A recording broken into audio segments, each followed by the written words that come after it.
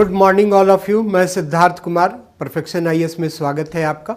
और हम लोग बिहार प्रीलिम्स के संदर्भ में जो फरवरी में आयोजित होना है उसके संदर्भ में वर्ल्ड ज्योग्राफी के विषय में बहुत सारी इंपॉर्टेंट चीज़ों पर चर्चा कर रहे हैं और उसी कड़ी को बरकरार रखते हुए आज हम लोग ऑस्ट्रेलिया के विषय में अध्ययन करेंगे।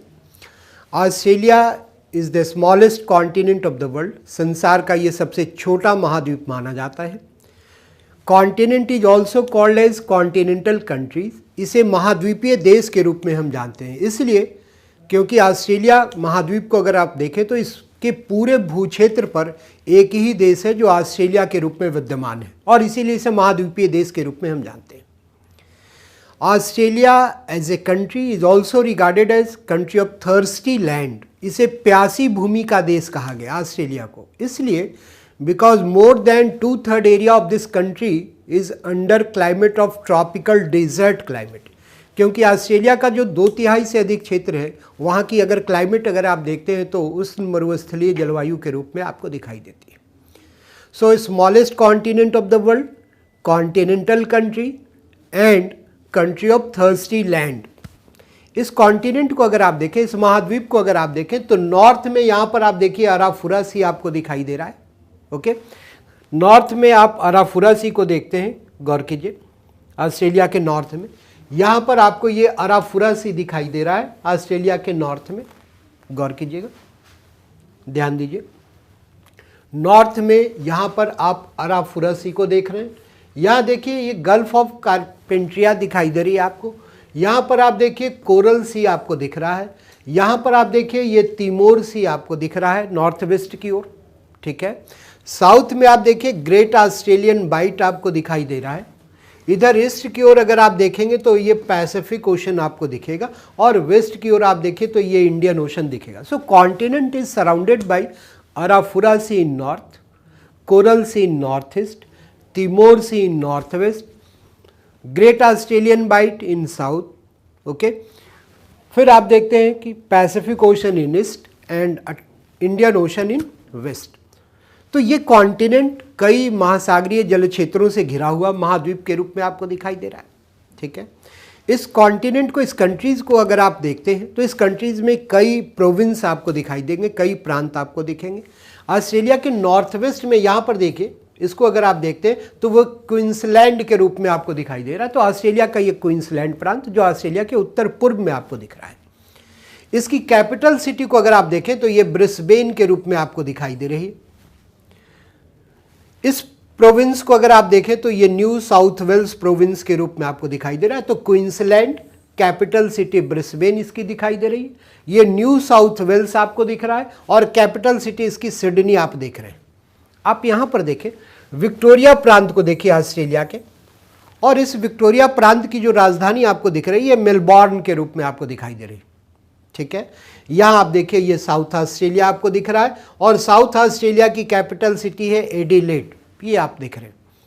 तो क्वींसलैंड, इसकी राजधानी ब्रिस्बेन है। न्यू साउथ वेल्स को देख रहे हैं, इसकी राजधानी सिडनी के रूप में दिखाई दे रही। विक्टोरिया को देख रहे हैं, इसकी राजधानी आपको मेलबर्न के रूप में दिखाई दे रही। यहाँ पर साउथ ऑस्ट्रेलिया को आप देख रहे हैं, इसकी कैपिटल सिटी एडिलेड के रूप में आपको दिखती है। यहाँ आप आए वेस्ट ऑस्ट्रेलिया, वेस्टर्न ऑस्ट्रेलिया को अगर आप देखेंगे तो इसकी कैपिटल सिटी पर्थ के रूप में आपको दिखाई देती है। नॉर्दर्न टेरिटरी को देखिए, नॉर्दर्न टेरिटरी को अगर आप देखते हैं तो नॉर्दर्न टेरिटरी जो ऑस्ट्रेलिया के नॉर्दर्न मोस्ट पार्ट में, इसकी न्यू कैपिटल सिटी है रमजंगल। तो अलग अलग प्रांतों की अलग अलग राजधानियां आप देखिए। यहाँ पे एक प्रांत आपको तस्मानिया के रूप में दिख रहा है, ये यूनियन टेरिटरी है यहाँ का, और इसकी राजधानी होबार्ट के रूप में आपको दिखेगी। Canberra, Canberra is the capital city of Australia. Australia की ये राजधानी है कैनबेरा और यूनियन टेरिटरी के रूप में है, तो कैपिटल भी इसकी कैनबेरा है। और ऑस्ट्रेलिया में ये एक प्लान्ड सिटी के रूप में आपको दिखेगा, नियोजित नगर के रूप में आपको दिखाई देगा। कनाडा के आर्किटेक्चर थे और उन्होंने, वॉल्टर बर्ले ग्रिफिन, उन्होंने इस सिटी को प्लान्ड किया था। तो ऑस्ट्रेलिया एक महाद्वीप के रूप में, सबसे छोटे महाद्वीप के रूप में, महाद्वीपीय देश के रूप में, प्यासी भूमि के देश के रूप में आपको दिख रहा है। और आप देखते हैं कि अलग अलग क्षेत्रों में किस प्रकार से ये वाटर बॉडीज से घिरा हुआ महाद्वीप आपको दिखाई दे रहा है, ठीक है। गौर कीजिए आप, ऑस्ट्रेलिया को अगर आप देखें, लिसन,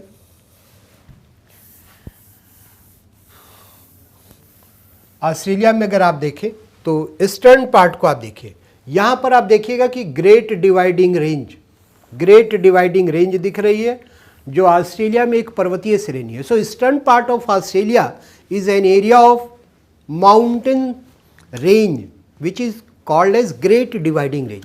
ऑस्ट्रेलिया का जो पूर्वी भाग है ये पर्वत श्रेणी का क्षेत्र है और जिसे ग्रेट डिवाइडिंग श्रेणी के रूप में हम जानते हैं, ठीक है। It is a mountain range of third orogenetic age of the world. संसार के तीसरे पर्वतीकरण युग की ये श्रेणी मानी जाती है। हर्सिनियन एज में विकसित हुई है ये ग्रेट डिवाइडिंग रेंज, जो ऑस्ट्रेलिया के ईस्टर्न पार्ट में आपको दिखाई दे रही है। और इसकी जो हाईएस्ट पिक है ये माउंट कोसिस्को के रूप में आपको दिखते हैं यहाँ पे ऑस्ट्रेलिया के दक्षिणी भाग। तो great Dividing range is a mountain range located in eastern part of this continent, is a mountain range of third orogenetic age of the world which is called as Hercynian age। Australia के पूर्वी भाग में महान विभाजक श्रेणी के रूप में आप देखते हैं और माउंट कोसिस की इसकी सर्वोच्च चोटी के रूप में दिखाई दे रही है, जो दक्षिण की ओर आपको दिखाई दे रहा है। Okay, now listen. तो ग्रेट डिवाइडिंग रेंज को हमने देखा, गौर कीजिएगा, पहले भी बीपीएससी प्रीलिम्स में पूछे गए थे। यहाँ पर एक रेंज पाई जाती है पश्चिमी ऑस्ट्रेलिया में जिसे डार्लिंग रेंज के रूप में जाना जाता है। Okay, so Australia is a country of darling range. Darling श्रेणी पाई जाती है और ऑस्ट्रेलिया के दक्षिण पश्चिमी तट के निकट ये श्रेणी पाई जाती है, डार्लिंग रेंज। गौर कीजिए, ऑस्ट्रेलिया में ये देखिए मैकडोनल रेंज आपको दिखाई दे रही है, मैकडोनल श्रेणी आपको दिख रहा है। यहाँ पर आप देखिए बैरो रेंज के रूप में आप देख रहे हैं, बैरो श्रेणी आपको दिखाई दे रही है। ओके, तो इस प्रकार से यहाँ देखिए ग्रे रेंज आपको दिखाई दे रही है, ग्रे श्रेणी आपको दिखाई दे रही है। तो ऑस्ट्रेलिया में कई पर्वत श्रेणियाँ आपको अलग अलग क्षेत्रों में विकसित होती हुई दिखती है। गौर कीजिए, ऑस्ट्रेलिया के आप इस भाग को अगर आप देखें, नॉर्थ ईस्ट की ओर आप आए तो नॉर्थ ईस्ट में गौर कीजिए, यहाँ पर आप देख सकते हैं ग्रेट बैरियर रीफ है।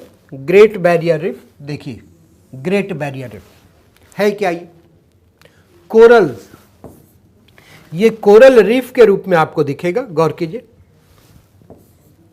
कोरल रीफ के रूप में ये आपको दिखेगा, कोरल्स।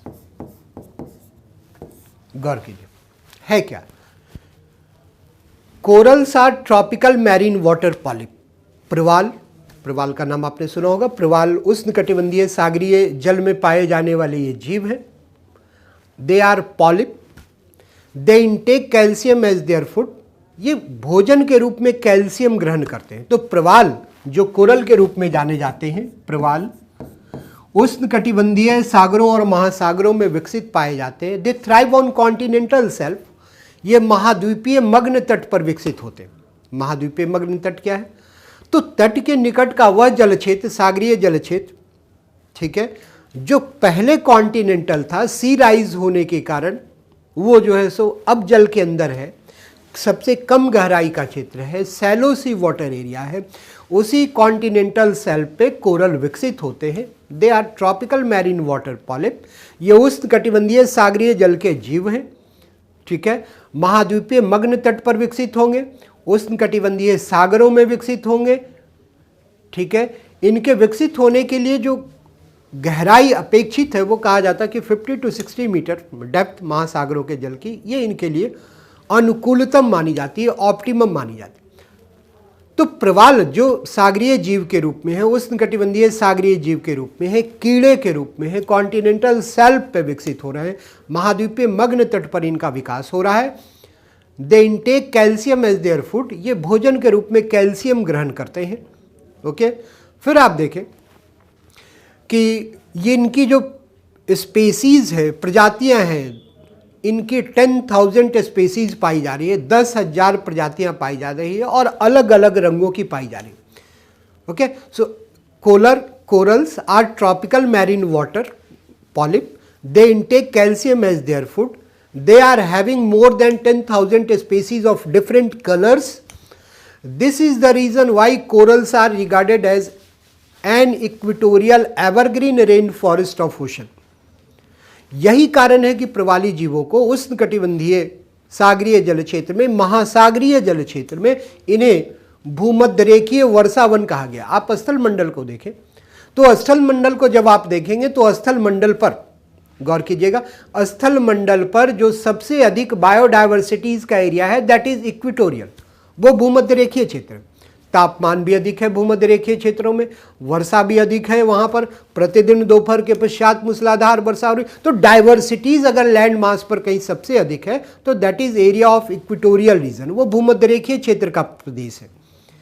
यहां प्रवाली जीव जो महासागरों में पाए जा रहे हैं विविध रंगों के हैं और 10,000 इनकी प्रजातियां पाई जा रही है प्रवाली जीवों की। ओके, सो इन्हें भी महासागरों का भूमध्य रेखीय वर्षावन कहा गया। और कहीं भी जब इनका डेवलपमेंट है कॉन्टिनेंटल शेल्फ पे, महाद्वीपीय मग्न तट पे, सबसे कम गहराई के सागरीय जल क्षेत्रों में, तो वहां पर ये जनरेशन बाय जनरेशन, पीढ़ी दर पीढ़ी विकसित होते हैं। जैसे मान लीजिए कि अगर ये कॉन्टिनेंटल शेल्फ का इलाका है, महाद्वीपीय मग्न तट का ये क्षेत्र है और यहां पर ये विकसित हो रहे हैं, तो इनकी एक जनरेशन जैसे ही डेवलप हुई और ये जनरेशन जैसे ही नष्ट हुई, इसी के ऊपर दूसरी जनरेशन का विकास होता है, दूसरी पीढ़ी विकसित होती है और वो पीढ़ी जब विकसित होती है फिर उसके नष्ट होने के उपरांत फिर तीसरी पीढ़ी। तो जनरेशन बाय जनरेशन एक ही स्थान पर ये विकसित होते हैं और नष्ट होते हैं। ओके, गौर कीजिएगा, as they are intaking calcium as their food, वो भोजन के रूप में कैल्शियम ग्रहण कर रहे हैं, तो इनके रिमेन्स में भी कैल्शियम होंगे, इनके अवशेषों में भी कैल्शियम होंगे। And by the compaction of remains of corals, a calcareous rock structure is developing. इन प्रवाली जीवों के अवशेषों के संगठन से एक कैल्शियम प्रधान चट्टानी संरचना विकसित होती है and that is called as coral reef. उसी को प्रवाल भित्ति कहते हैं। सो कोरल रीफ, प्रवाल भित्ति,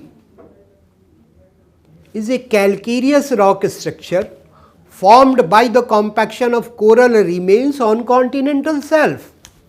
महाद्वीपीय मग्न तट पर प्रवाली जीवों के अवशेषों के संगठित होने से जिस कैल्शियम प्रधान चट्टानी संरचना का विकास होता है उसी को प्रवाल भित्ति के रूप में जाना जाता है। And great Barrier Reef is the largest coral reef of the world. ये संसार की सबसे बड़ी प्रवाल भित्ति है जो यहां पर आप ऑस्ट्रेलिया में देख रहे हैं, ऑस्ट्रेलिया के उत्तर पूर्व की ओर आप देख रहे हैं और ये कोरल सी में आपको दिखाई दे रहा है। Is it clear? So Great Barrier Reef is a coral reef, is a calcareous rock structure formed by the compaction of coral remains.